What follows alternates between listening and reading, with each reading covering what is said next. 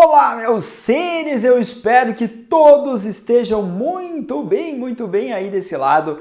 Vamos para o nosso quarto encontro sobre o sistema digestório. Eu espero que você tenha assistido a aula 1, a aula 2, a aula 3, porque vai fazer todo sentido para você chegar nessa aula 4. Mas se ela chegou para você agora, é porque você adora estudar biologia, precisa estudar biologia, gosta de estudar biologia. Assista às aulas anteriores. Se não é inscrito ou inscrita no nosso canal, inscreva-se. Inscreva-se porque temos aulas semanais para você mandar muito bem em biologia. Deixe seu like e ative as notificações o mais rápido chegamos até você. Deixe seu like aí, por favor, isso apoia muito o nosso projeto.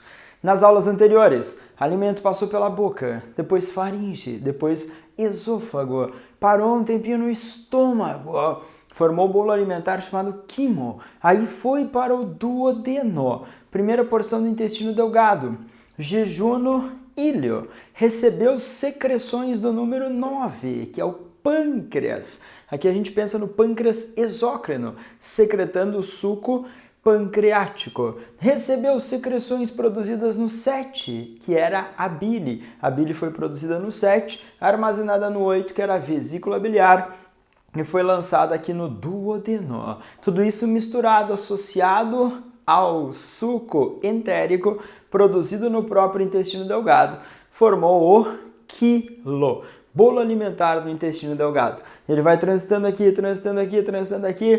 término da digestão, absorção, e o que sobrar vai passar pelo esfíncter ileocólico e vai chegar aqui no intestino grosso. O nosso intestino grosso vai começar por uma porçãozinha chamada seco. O meu desenho ele não está corrigido anatomicamente. É só um esboço. Vocês gostaram do meu desenho? Eu espero que tenham gostado desse meu desenho. Vai estar aqui o esfíncter ileocólico aqui embaixo. O professor de biologia desenhou meio fora.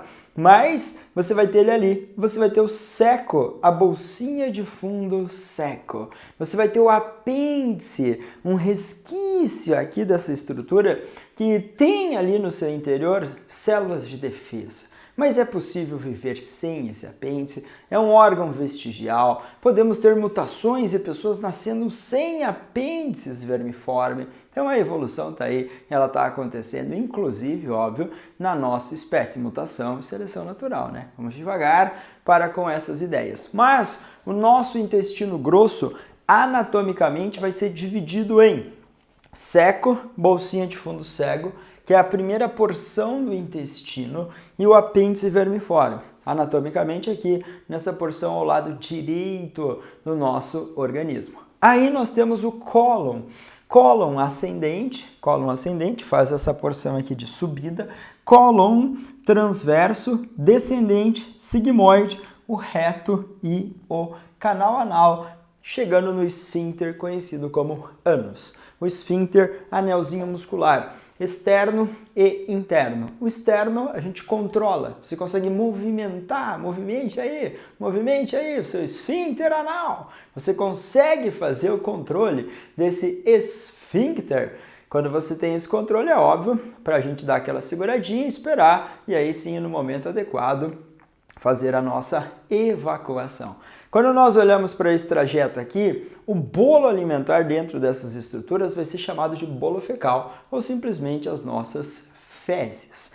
Nós iremos olhar ali para dentro com certa preocupação, principalmente pelos componentes da nossa microbiota. Então a microbiota é um conjunto de muitos micro-organismos que estão aí no interior do nosso intestino grosso.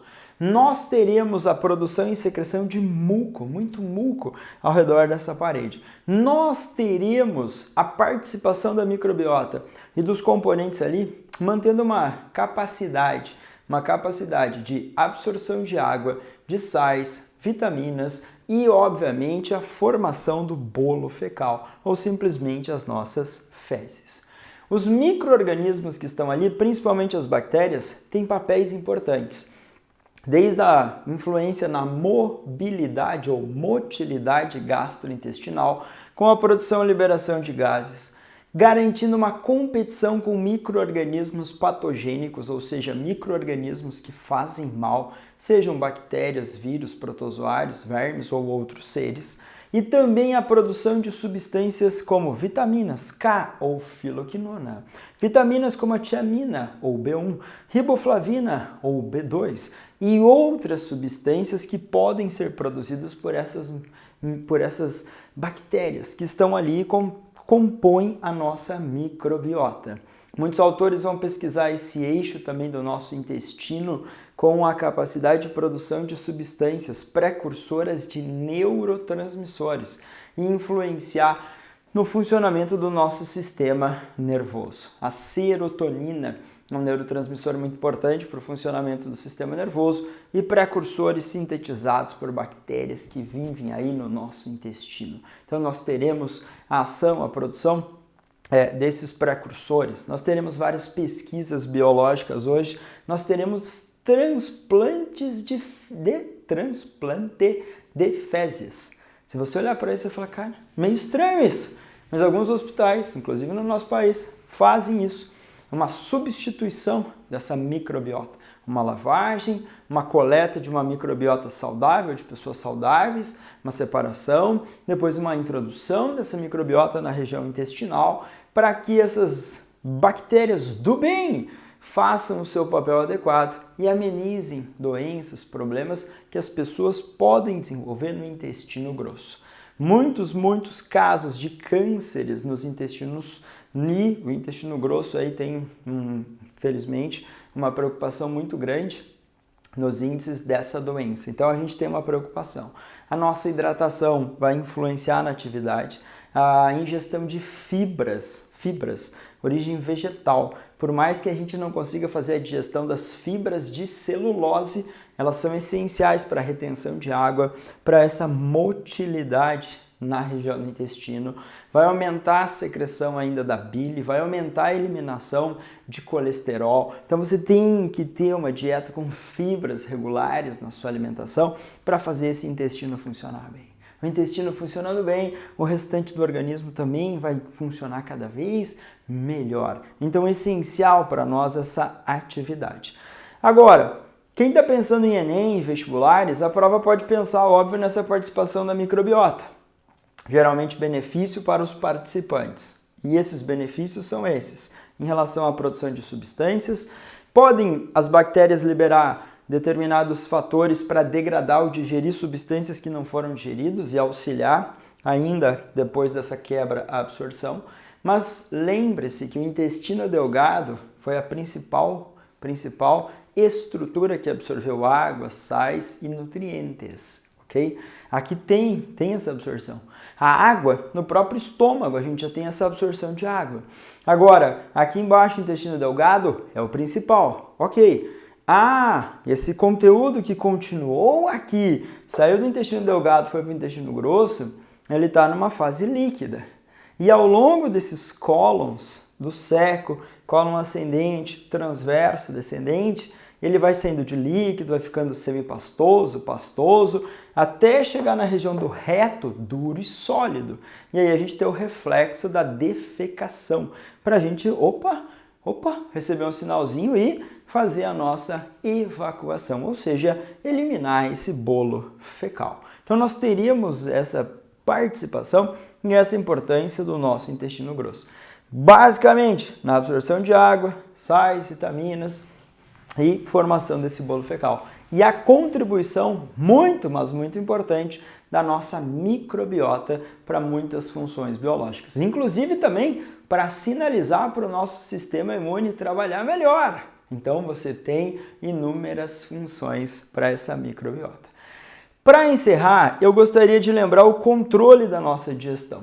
Esse controle pode aparecer em provas seriadas, seletivas, vestibulares, concursos, Enem, participação do sistema nervoso autônomo, aquele que não depende da nossa vontade, aquela via eferente, a via de saída de informação e que vai controlar funções que não dependem da nossa consciência. Então nós temos uma divisão desse sistema nervoso autônomo simpática e a outra parasimpática.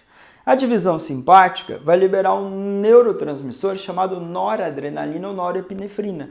E quando liberado no sistema digestório, vai diminuir, eu falei diminuir, flechinha para baixo, reduzir a produção e secreção de saliva, redução e produção de secreções ao longo do sistema digestório, redução no movimento, na peristalse, também por causa da atividade do sistema simpático. O sistema parasimpático, ele faz o oposto. Ele vai aumentar a secreção nas glândulas anexas ao sistema digestório. Vai aumentar também esse movimento de peristalse. Então eu gostaria de lembrança do sistema nervoso autônomo, ok? Você falou, Sócio, tem os plexos na parede dos intestinos. Eu vou falar, é verdade, esses plexos, uma rede de neurônios, a galera vai chamar de cérebro da barriga, sistema nervoso entérico. Então ele vai ter uma função, uma atividade muito importante nesse controle, tá? Mas como eu falei, pensando no nível médio aqui para as provas inicialmente, em outros encontros a gente vai falar no nível mais avançado nesse rolê. Então eu preciso dessa ideia inicial. Também ao longo do sistema digestório nós temos a produção e liberação de hormônios. Você vai falar hormônios? Eu vou falar sim. O seu estômago produz esses dois hormônios aqui, grelina e gastrina, produzidos no estômago. A grelina cai na corrente sanguínea, chega no sistema nervoso e sinaliza para fome. Geralmente quando o estômago está vazio. Ou faz um tempinho que você não ingere alimentos, e aí tem a produção e liberação de grelina e depois a gente tem essa sensação de fome. A gastrina é um hormônio liberado, principalmente quando você fez ali a refeição, e tem uma dieta rica em proteínas. Então a gente tem um estímulo para liberação da gastrina. A gastrina vai atuar em células do próprio estômago. Lembra das células parietais, células principais?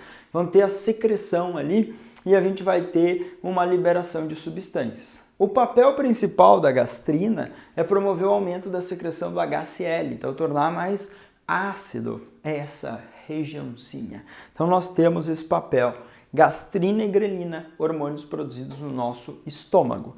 Secretina e colicistocinina produzidos no intestino delgado. Tem inúmeras funções esses hormônios, eu destaquei dois que já apareceram em vestibulares, principalmente aqui no estado do Paraná. A secretina estimulando o aumento da produção e secreção do bicarbonato de sódio. Lembra que o bicarbonato de sódio era produzido e secretado pelo pâncreas. E a colecistocinina, ou CK, caindo na corrente sanguínea, esse hormônio, colecistocinina ou colecistoquinina, caindo na corrente sanguínea, estimulando a contração da parede da vesícula biliar e aí a liberação da bile no nosso intestino delgado. Então esses dois hormônios, secretina e colecistocinina, produzidos no intestino delgado, um atuando lá no pâncreas, outro atuando aqui para a contração da vesícula. Gastrina e grelina produzidos pelo nosso estômago, atuando no sistema nervoso e atuando no próprio estômago. Só para você ter uma noção como é complexa toda a atividade e o controle do nosso sistema digestório. Tem outros hormônios, tem outras funções associadas, temos o famoso sistema nervoso entérico, cérebro da barriga, com uma rede difusa de muitos neurônios para muitos controles importantes que acontecem aqui. Mas o nosso nível aqui, por enquanto, esse geralzão e basicão para vocês. Em outras aulas eu trarei tópicos aprofundados de cada parte da digestão, da degradação. Então acompanhe sempre o nosso canal. Se não é inscrito ou inscrita, se inscreva e ative as notificações porque temos aulas semanais para você sobre os diversos assuntos para você cada vez mais se apaixonar por biologia e passar nas suas provas, concurso, tirar uma boa nota em ciências da natureza no Enem. Eu espero que vocês tenham entendido. Um abração para todos e bons estudos sempre!